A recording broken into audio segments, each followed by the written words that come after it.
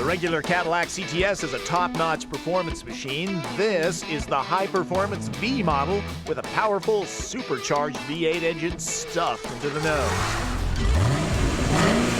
556 horsepower is an awful lot of oomph, but it's what's in back that'll get the neighbors talking. This rocket can haul without going fast. The CTS-V Wagon is a strong argument that station wagons are very, very cool. Here is one way of looking at it, a high-performance exotic car.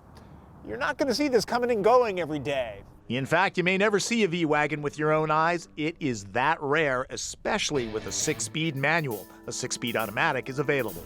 Just like the V sedan and coupe, the wagon has Corvette velocity, but adds soccer mom utility. 0 to 60 blows by in just over 4 seconds. Speed isn't much good if the chassis can't tame the curves.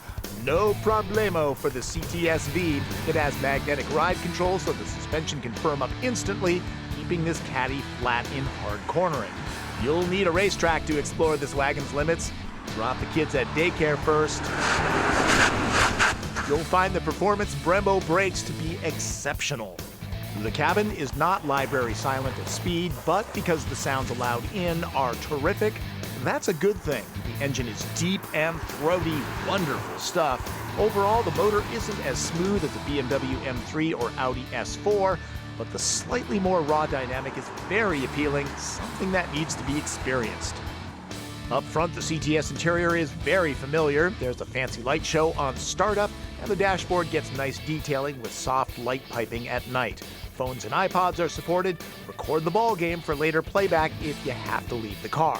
The wheel is grippy suede. Only mom hugs better than the optional heated and cooled Recaro sport seats, though my back didn't like them for long drives. CTS is keyless. Using a knob, not a button, the parking brake is electric. I like the pedals, still kind of hard to believe that there are 3 of them here. At around $1,100, I would spring for the big UltraView glass roof. The interior uses decent materials, still Audi and Mercedes look a little better. CTS has never had an overly large back seat, but 2 average-sized adults such as myself should be okay back here. A raised seating position and drive shaft tunnel would keep the center passenger from getting too comfortable. As you can see, my size 11s are just fine. Map pockets and a power port will help keep the kids' electronics organized and charged. Seats are nicely bolstered, but not heated. Kind of expected in this class these days. Remember, CTS comes in 3 body styles, the 2-door coupe, 4-door sedan, and the wagon. Wonder which one will hold the most TP. A clever touch, the load floor can also be used as a divider to keep things from sliding around too much. Tie downs are easily adjustable. Looking for the battery? It's back here. CTS Coupe holds 4 bundles, the sedan 7. Surprisingly, the wagon stops at 7 too, but it remains the utility champ with a big hatch and foldable seats. There's a ski pass-through too. Styling? Well, what can I say? Cadillac's art and science design is very distinctive, and I'm a fan of the sedan and coupe.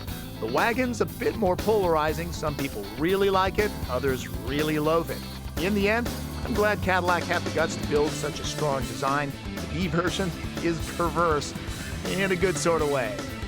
The V Wagon starts at $63,000 as tested around $69,000, which includes shipping and the $1,300 gas guzzler tax. EPA rates it at 14 city, 19 highway.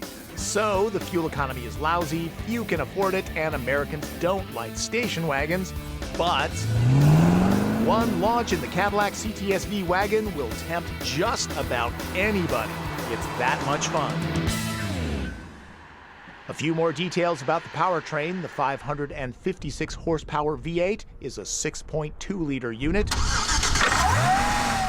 It's supercharged and prefers, but doesn't demand premium fuel. The shifter action feels smooth and solid. The clutch is slightly on the heavier side and has a nice linear take-up. You can get weather reports in the CTS. It's been very rainy in the Pacific Northwest. Our photo shoot brought us out to Carnation, Washington, which was largely underwater. There are some great roads under all of that. Production assistant Martin Campbell and I just can't drive them today. Want to go swimming? No. By the way, the town of Carnation was named after the condensed milk you'll find in the grocery store. Seriously. Another thing that happens in the Pacific Northwest in the springtime, pollen. I love this car in black, but I cannot tell you the number of times that we have wiped it down to make it look good. That's what happens when you buy a car in black. Well, that's Driven. I'm Tom Voelk.